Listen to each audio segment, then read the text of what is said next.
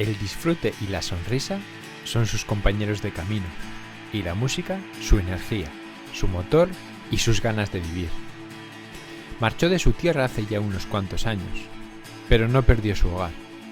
Ya es venezolano y bilbaíno.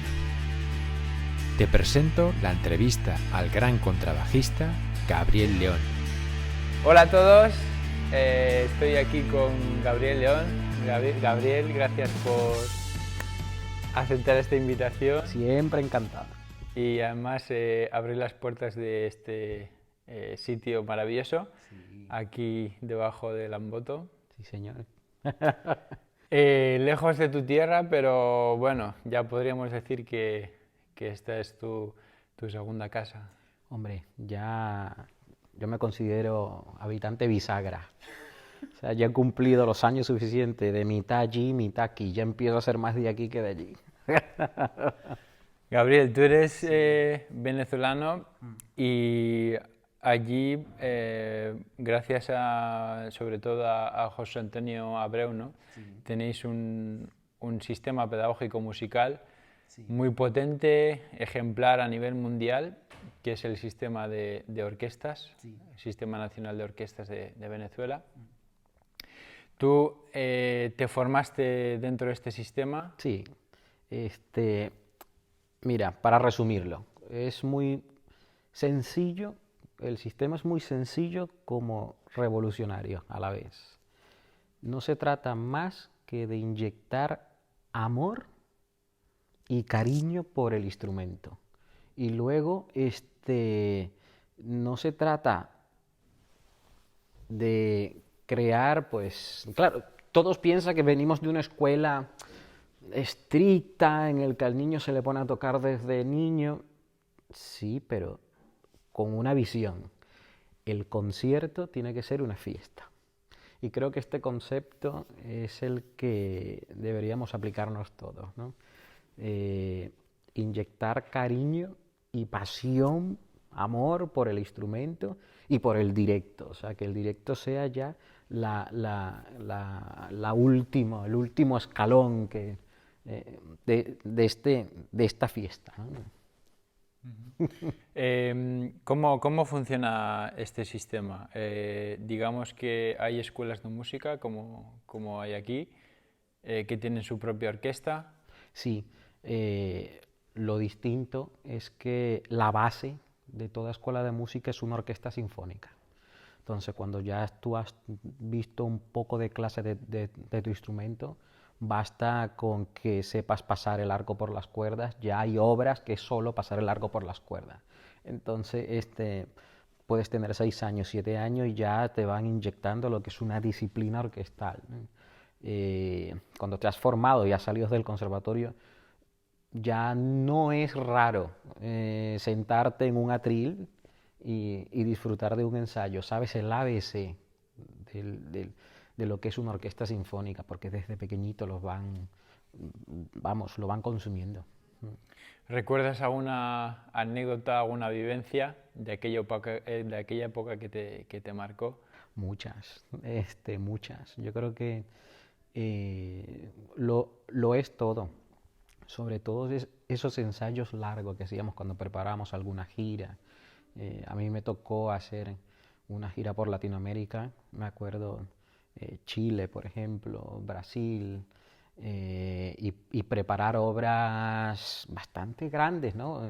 Cuando una persona tiene 15, 14 años, 12, que es más o menos lo que había en esa orquesta, y niños un poco menores, 10 años también, había algunos que viajaban con su representante, y preparar una quinta de Beethoven, por ejemplo, impensable. Yo estoy seguro de que voy a una escuela a nivel nacional y propongo de que una orquesta infantil que tenga que tocar la quinta de Beethoven, claro, todos los profesores se llevan los pelos a la cabeza. ¿Cómo? Es imposible. Digo, no, hombre, no. Con paciencia un poco, al nivel que lo van a hacer, pero esto es, ya te digo, el resumen es que se convierte en una fiesta el concierto y espontáneo sobre todo, ¿no? Y antes me comentabas aquel aquel episodio donde os visitó el Papa. Ah, sí. Esto viene a relucir por cómo afrontamos, digamos, te voy a hablar sin mucho tabú, porque yo creo que hay que exponer temas, ¿no? A nivel nacional, de lo que son las orquestas, cómo nosotros lo afrontamos. Creo que ya llevo una trayectoria al cual puedo hablar de ello con propiedad. Y todo es tener un horizonte, referencias, perspectiva. Preparamos un concierto para la segunda ida del Papa Juan Pablo II, fue a Venezuela por segunda vez. Y nos encontramos en un escenario unas 300 personas, a 300 músicos. Claro, a todos esos músicos hay que entretenerlos, hay que llevarlos, y sí, era complicado, ¿no? Muchas edades, los que éramos un poco más infantiles, pues nos llevaban una tarde a un cine, luego nos proyectaban vídeos de orquesta. Esto a raíz de que en un ensayo los contrabajos andábamos muy perdidos. Tocábamos, no me acuerdo muy bien qué obra era, pero no estábamos en ello. Y el maestro Abreu se molesta y se levanta de la silla y dice, contrabajos, y nos llama la atención. Contrabajos, en estos momentos la orquesta es una pirámide y la pirámide está al revés. Vosotros sois la base de la orquesta y yo necesito los contrabajos de la Filarmónica de Berlín. Y claro, eso a mí se me quedó muy grabado. En ese momento de los contrabajos de la Filarmónica de Berlín, con 15 años, digo, ¿quiénes son los contrabajos de la Filarmónica de Berlín? Yo no los conocía. Y a los 2 días nos puso un vídeo con la Filarmónica de Berlín y Herbert von Karajan. Y claro, cuando enfocaban a los contrabajos, yo decía, ¿quiénes son? Yo necesito saber el nombre de todos los que están allí. Claro, ya empezamos a tener referencias. Y cómo debíamos afrontar, sobre todo, el carácter de cuanto se está tocando en una orquesta sinfónica. Y yo creo que allí está el diferencial, ¿no? Ahora has comentado Berlín y Europa, ¿no? A mí siempre me ha llamado la atención cuando he visto un concierto de la Simón Bolívar, la energía, ¿no? Y lo que comentabas antes también, la sonrisa. ¿Cuál crees que es la diferencia, tú que conoces las dos realidades, la de Europa y la de Venezuela? ¿Cuál crees que es la diferencia o ese ingrediente que no tenemos en Europa? Hombre, nosotros nos hemos adaptado a nuestro quehacer, ¿no? A nuestro estilo de vida, de cómo somos los venezolanos diariamente. Y no sé si latinoamericanos, probablemente sí. Ya ves que siempre solemos tener una sonrisa en la cara, a los problemas le buscamos la solución y venga adelante, seguimos. O sea, sí que chocamos en cuanto a carácter con las orquestas. Bueno, quizás, fíjate, las referencias, yo hago mucho hincapié en esto. Nuestra referencia es Alemania, por decir de algún modo. Hay orquestas bastante de buen nivel, no tanto las norteamericanas. Nunca nos hemos fijado en las orquestas norteamericanas. Teniendo más cerca, pero... Teniéndolo más cerca, siempre nos hemos fijado es en las europeas y en concreto las alemanas. Nuestro carácter es buscar ese encuentro, ese carácter festivo que tienen las alemanas, porque es verdad, uno los ve tocando con mucha pasión en muchos momentos y lo adaptamos a lo que nosotros solemos hacer también. Entonces ya como que el cóctel, ¿no? Lo metes todo allí y es mucho más explosivo. Somos de sangre caliente. Entonces, esto mezcladillo pues resulta algo, para mí fue un poco sorpresivo y encontronazo. Cuando empecé a tocar con orquestas, sobre todo las españolas, ver que era como todo muy serio, ¿no? Rígido. Vamos a trabajar y claro, yo esa palabra nunca la escuché hasta que llegué aquí, ¿no? De bueno, vamos a trabajar. Y yo, ¿a qué? ¿A trabajar? Bueno, sí, pagan a final de mes si entras en una orquesta profesional, vale. Pero lo de voy a trabajar aún me cuesta decirlo. Y cuando lo digo es de broma. Voy a trabajar. Yo tengo, con mi hermano, nos solemos hablar y yo le digo, no, aquí saliendo del trabajo y tal. por un amigo que teníamos, que él lo decía y yo no entendía el trabajo. Pero claro, porque siempre lo hemos asociado, es algo festivo, algo de, hoy hay ensayo, hoy hay ensayo. Las orquestas allí, yo estaba en una juvenil, en la juvenil de Caracas, y con los compañeros de sección era, hoy hay ensayo. Y llegábamos una hora antes y practicamos si había algo que hacer en la sección, y todo era eso, ¿no? Nunca tuvimos esa sensación del trabajo. Claro, llegas a Europa y es como todo más serio, ¿no? Y aún me cuesta, ¿eh? ¿Has tenido la oportunidad de trabajar ahí con alguna orquesta profesional en Venezuela? Sí, con la Orquesta Sinfónica de Venezuela, un año. Antes de venir a España a estudiar, estuve un año allí con ellos. O sea, que has conocido también profesionalmente la realidad de allí. Sí, es distinta. Orquesta Sinfónica de Venezuela, muy seria, tiene muchos extranjeros, ojo, es una orquesta con la que más tradición tiene en Venezuela.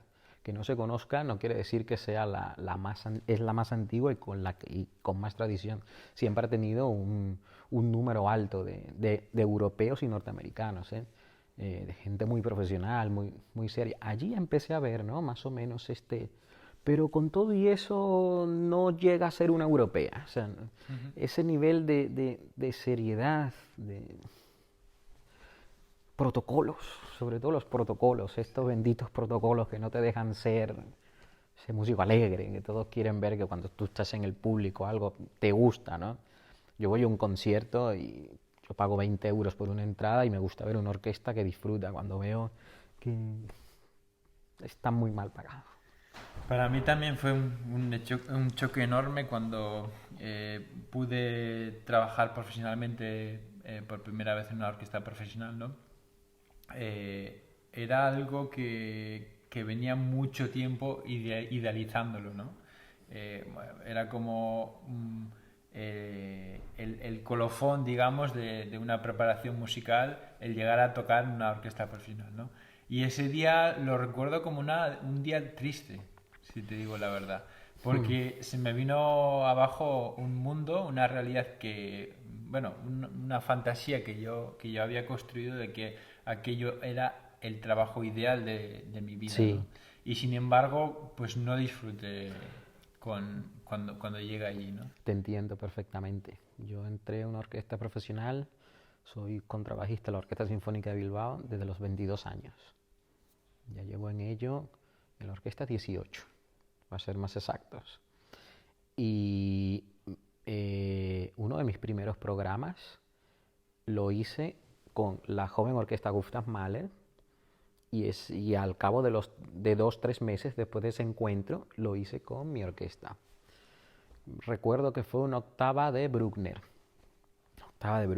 que tiene un peso extraordinario y a los que nos gusta tocar enérgicamente, Bruckner es idóneo, ¿no? Es interminable y puedes desplegar todo el sonido. El shock fue tremendo, ¿no? De estarlo tocando con un montón de chicos que a la larga todos han encontrado su sitio en orquestas profesionales muy interesante a nivel europeo, de haberlo tocado a gran nivel con un director como Frank Belsenmuth, o sea, lo soñado por cualquier músico, ¿no? Luego tocarlo con tu orquesta profesional no es que sonase, sí, suena distinto, pero lo que le faltaba era la frescura del momento, la frescura del disfrutar, que es esto lo que nos perdemos.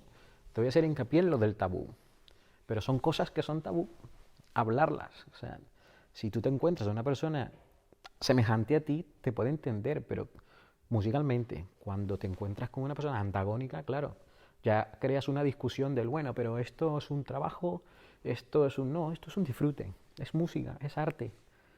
Y el arte es, para que esté vivo, estamos tocando obras de hace 100 años, 200. Para que siga vivo, tenemos que hacerla vivo nosotros. Y quizá hay algunos factores, ¿no? que hagan que esa experiencia sea tan rígida, ¿no? Quizá puede ser la falta de creatividad, quizá pueden ser también la dificultad de la convivencia, ¿no? De tener que convivir esas personas, esos músicos durante tanto tiempo, lo que hace que eso se convierta quizá en un ambiente un poco crispado y Sí, a veces no demasiado agradable. sí, las orquestas sinfónicas hay una jerarquía. Hay una jerarquía que es el director musical de la orquesta y dependes absolutamente, lamentablemente, yo creo que noto que se ha ido perdiendo, si alguna vez lo hubo, porque yo creo que esto es más personal que otra cosa. Yo he sido solista de una sección en Venezuela que viajábamos por muchos sitios, la Orquesta Sinfónica Infantil Venezuela. Luego fui solista de contrabajo de la Gustav Mahler Joven Orquesta. Estamos hablando de que vas increciendo en cuanto a un nivel artístico y vas viendo que puedes proponer cosas dentro de lo que a lo mejor el director artístico pide. No hace falta que el director te diga más piano o no hace falta que te diga vamos a hacer un fraseo aquí cuando ya tú puedes decirle a la sección y transmitirlo de muy buen modo. Chicos, chicas, vamos a un fraseo para acá que la música va hacia esta tonalidad, hacia aquella. Esto es creatividad. Y esto yo creo que se está perdiendo poco a poco. ¿Por qué? Porque cada día se está imponiendo más el criterio de una única persona. Entonces, si puedo dar un consejillo a aquellos que nos puedan ver, proyectos paralelos, tenemos que estar felices. Al final ese es el único propósito que tenemos en esta vida. ¿Qué pasa? Que llegamos a una orquesta y nos encontramos con estos roces, ¿no? Con estos encontronazos artísticos, yo lo voy a llamar artístico, ¿no? En el que solo hay un criterio, una única forma, y es muy difícil transmitir a 90 personas desde el podio de un director, ¿no? Esto que quiere, porque encima dentro de las secciones hay muchas formas de pensar. Y al final es mucho tiempo tocando juntos, son años tocando juntos y el único hilo conductor es la música. Yo, de todas formas, en casa, cuando hablo con mi chica Ireide, ¿no? Ella lo ha vivido de otra forma. Yo creo que también depende un poco de las personas y cómo siente cada uno esa experiencia, ¿no? Ella, ese contexto quizá no tan idílico, no le ha afectado tanto porque siempre ha sabido conectar con la música. Sí. Y siempre ha sabido disfrutar muchísimo, ¿no? A mí quizá me afecta mucho más el contexto o que quizá no haya un ambiente distendido entre los compañeros, pues eso sí que me ha afectado mucho más, ¿no? Pero con el tiempo también he sabido y he aprendido trabajando también, y el mindfulness está ahí y otras cosas, he sabido focalizar la atención, ¿no? Y llevar la atención realmente al ámbito musical, ¿no? Sí. Y quedarte con la sensación, enfocar tu atención y un poco dejar de lado este constante juicio que tenemos los músicos, que yo creo que a veces puede ser excesivo y puede hacer que no disfrutemos y que suframos con ello, ¿no? Vivimos en una constante presión entre nosotros mismos, ¿no? Cosa que a mí me resulta innecesario, ¿no? Cuando todos estamos a un único propósito, que es disfrutar del concierto, que es el resultado final de toda una semana de ensayos. Sí, pero me resulta, o sea, es una tarea difícil y quizá que habría que hacer, ¿no? Porque puede que cambien esos entornos laborales. De todas formas, creo que, bueno, yo, por ejemplo, en un radio de 50 kilómetros, entre 50 y 80 kilómetros, tengo 3 orquestas sinfónicas, sí, con las que he podido trabajar, sí, y estoy eternamente agradecido porque ha sido un aprendizaje enorme, ¿no? Sí. Y he podido convivir con músicos internacionales de grandísimo nivel, donde he ido aprendiendo, ¿no? Pero bueno, siempre hay un margen de mejora, ¿no? Podríamos... Hombre, siempre. Los tiempos cambian.